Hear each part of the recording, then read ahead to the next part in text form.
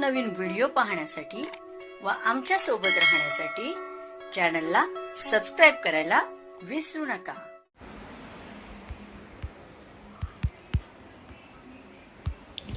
तर बघा, आता आपल्याला जनगणना सुरू करायची आहे आणि त्यासाठी आपल्याला HLO म्हणजे हाऊस लिसनिंग ऑपरेशन या नावाचं एक ॲप्लिकेशन आहे। त्या ॲप्लिकेशनद्वारेच आपल्याला ही सर्व पहिल्या टप्प्यातली जनगणना आपल्याला पार पाडायची आहे। त्याच्यामध्ये आता हे ॲप कसं वापरायचं यासंबंधी सविस्तर माहिती व्हिडिओमध्ये आपण पाहणार आहोत। त्यासाठी व्हिडिओ संपूर्ण बघा।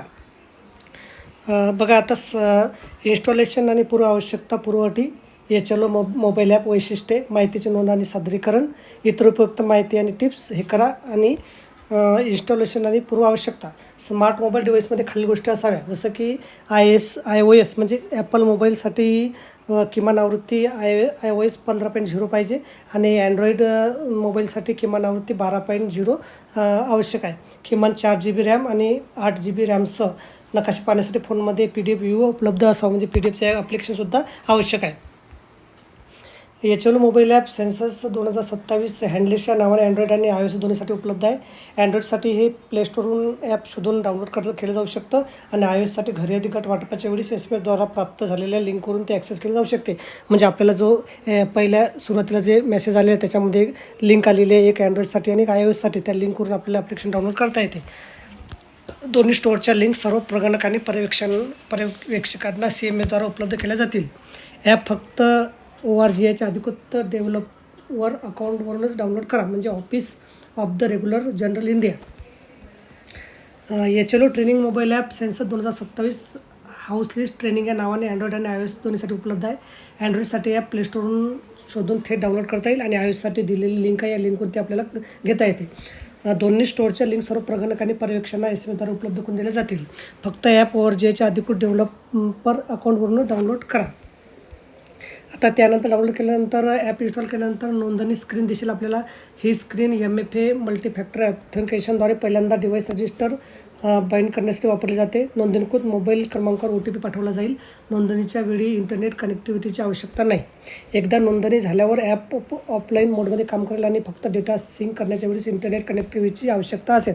तर आता नोंदणी कशी करायची, तर आपल्याला मेसेजमध्ये जो एक युजर ID आलेला आहे आणि एक पासवर्ड आलेला आहे, तो युजर ID आपल्याला इथं सर्वप्रथम टाकायचा आहे। त्या खाली आपल्याला कॅप्चा आहे, ते कॅप्चा टाकायचा आहे आणि आपल्याला लॉग इनवर क्लिक करायचं आहे। त्यानंतर स्क्रीनवरून भाषा देखील बदलली जाऊ शकते। पहिल्यांदा नोंदणीच्या वेळी भाषा निवडणं अनिवार्य आहे। या टप्प्यानंतर आपण भाषा बदलू शकत नाही, म्हणजे एकदा का पूर्ण ॲप लॉग इन केल्यानंतर भाषा निवडली नाही तर पुढे आपल्याला भाषा निवडता येत नाही, त्यामुळे भाषा नोंदणीच्या वेळेसच निवडायची आहे। या स्क्रीनवरून भाषा देखील बदलली जाऊ शकते। पहिल्यांदा नोंदणीच्या वेळी भाषा निवडणं अनिवार्य आहे। या टप्प्यानंतर आपण भाषा बदलू शकणार नाही, म्हणून भाषा काळजीपूर्वक निवडा।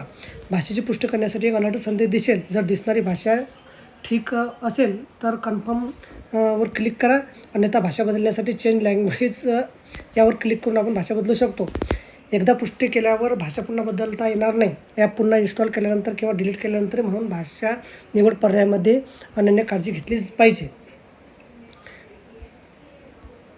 भाषेची पुष्टी केल्यानंतर वरील स्क्रीन दिसेल आणि नोंदणीकृत मोबाईल क्रमांकावर OTP येईल व पुढे जाण्यासाठी आपल्याला प्राप्त झालेला OTP टाकावा लागेल। व्हेरीफाय OTP केल्यानंतर जर OTP बरोबर असेल तर पासवर्ड विचारला जाईल। मग आपल्याला जो पासवर्ड मेसेजमध्ये आलेला आहे तो पासवर्ड आपल्याला इथं टाकायचा आहे आणि आपल्याला कन्फर्म करायचा आहे। त्यानंतर आपल्याला मोबाईल ॲप एक 4 अंकी एक पिन टाकून आपल्याला ते पिन सेटअप करायची आहे आणि पिन पुढे लॉग इनसाठी वापरली जाईल। म्हणजे जेव्हा आपण ॲप ओपन करू तेव्हा आपल्याला पिन टाकायची आहे। लॉगआउट केलं तर परत आपल्याला आपल्याला परत लॉग इन करायचं आहे, म्हणजे लॉगआउट करायचं नाही, आपल्याला एकदाच ते पिन टाकायची। म्हणजे पिन टाकल्यानंतर जसं आपण योनो किंवा फोनपेला पिन टाकतो तशी पिन आपल्याला याच्यामध्ये टाकायची आणि ॲप वापरायचा आहे। दिलेल्या क्रेडेन्शियल्स लॉग इन केल्यानंतर पूर्ण स्थानासंबंधी तपशील दिसेल। स्थानासंबंधी तपशील हे नियुक्तीपत्राप्रमाणेच असावेत। लेआउट नकाशाप्रमाणे इमारतीची अपेक्षित संख्या आणि गणना घराची अपेक्षित संख्या प्रविष्ट करा। हा आकडा घरे गट पूर्ण झाल्याची तपासणी करण्यासाठी वापरला जातो।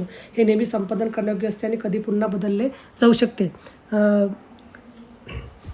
ज्याला HLB म्हणतात, HLB म्हणजे हाऊस लिस्टिंग ब्लॉक। ते आपल्याला जो भाग मिळाला त्याला हाऊस लिस्टिंग ब्लॉक म्हणजे HLB म्हटलेला आहे। घरे गट म्हणजे HLB वाटप किंवा SCID मध्ये काही बदल झाल्यानंतर वापरकर्ता रिफ्रेश बटनावर क्लिक करा। HLO ऑपरेशनच्या सुरुवातीच्या तारखेला सर्व प्रगणकांनी सीट्स डाउनलोड करण्यासाठी रिफ्रेश बटनावर क्लिक केलं पाहिजे। यासाठी HLO ॲपमध्ये एक पॉपअप देखील दिला जातो, त्यानं ते ॲप रिफ्रेश होते। खाली स्क्रीन लॉग इन केल्यानंतरची पहिली स्क्रीन आहे, ज्यामध्ये नियुक्त केलेल्या घर यादी गटाचा तपशील असेल.